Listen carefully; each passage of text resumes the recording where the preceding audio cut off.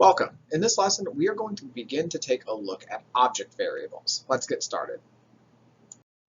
We've got a number of learning goals today. The first is that you can explain how an object is related to a class.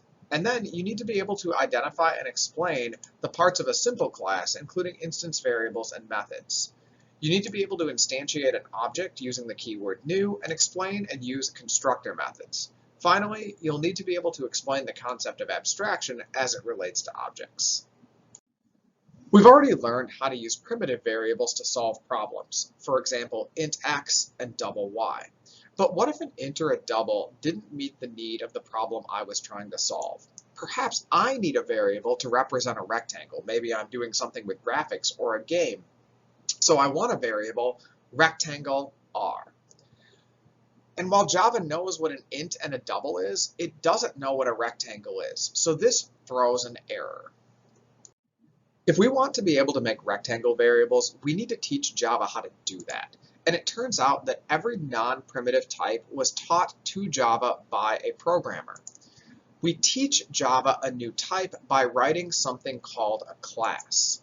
And right now, Java might not understand what a rectangle is, but it soon will because we are going to define the rectangle class. I want to stop right here before we go any further and emphasize the fact that this unit focuses on using classes. You're not really going to be asked to create your own classes yet, but in this lesson, we're going to create the rectangle class together so you can see how it's done.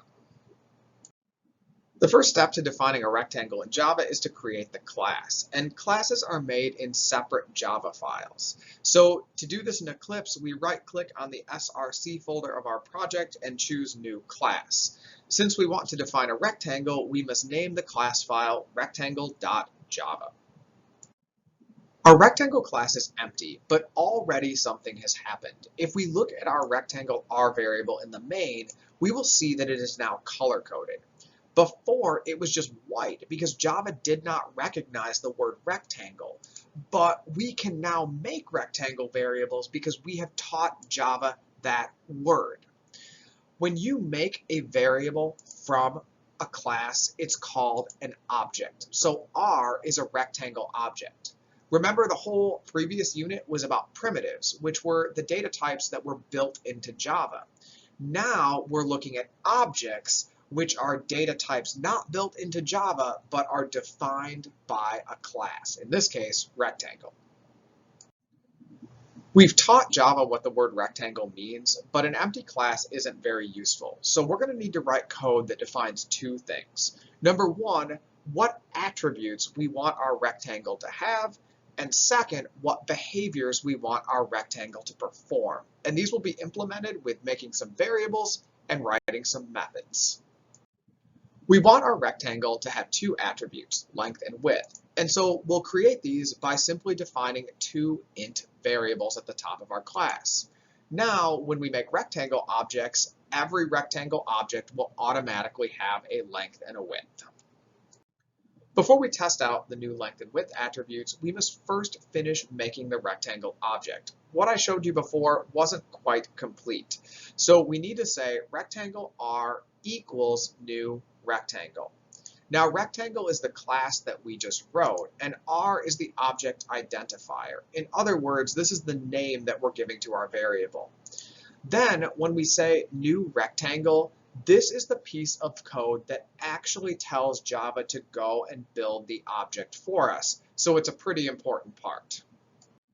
The process of creating an object is called instantiation. Instantiation comes from the word instance because when we make an object, we're creating an instance of a class. In this case, we're creating an instance of the rectangle class. Now that we've defined a rectangle object, I can use those attributes. The whole purpose of writing the class was to teach Java that rectangles have a length and a width. And so now you can see that I can take my rectangle object R and I can access the width and set it to 10, and I can access the length and set it to 5. And then I can use those values for other things, like I could say int area equals my rectangle's width times my rectangle's length, and output the answer. In this case, the area will be 50. Once we have a rectangle class, we can use it to make as many objects as we want. You can see that below my original object R, I create another object called R2. And each instance of the rectangle class is going to have its own length and width variable. So my original rectangle R had width 10 and length 5, and my new rectangle R2 has its own width of 12 and its own length of 23. This is why the variables that we define at the top of the class are called instance variables, because each instance of the class has their own copy.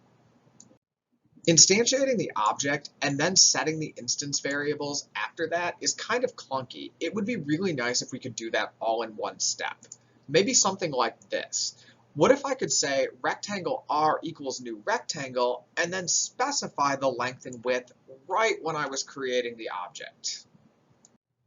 In order to get the length and width set automatically, we're going to have to add a behavior to our class. This means a special method called a constructor.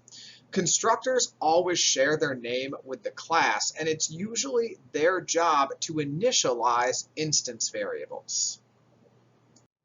Let's see how this constructor method works. I told you before that when we say new rectangle, that's telling Java to create the object. But what I didn't tell you is that it does that by calling the constructor. So when we say rectangle R equals new rectangle 10, 5, the 10 and 5 are actually being passed to the constructor method so that the constructor method can use those numbers. Now, what does the constructor method do with the numbers?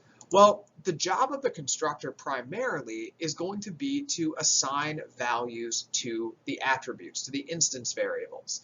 In other words, we want our rectangle to have length 10 and width 5. And so that's what these two lines of code do. They set length equal to L, width equal to W, which are 10 and 5 respectively. And the result is that after the constructor runs, length is set to 10 and width is set to 5. This is what the constructor does. It makes the object and it gives initial value to these instance variables. Now, classes have other methods as well, but we're going to examine those in future lessons. I want to end by talking about abstraction, which is one of the biggest benefits of using classes and objects. Abstraction just means that we don't have to understand something fully in order to use it.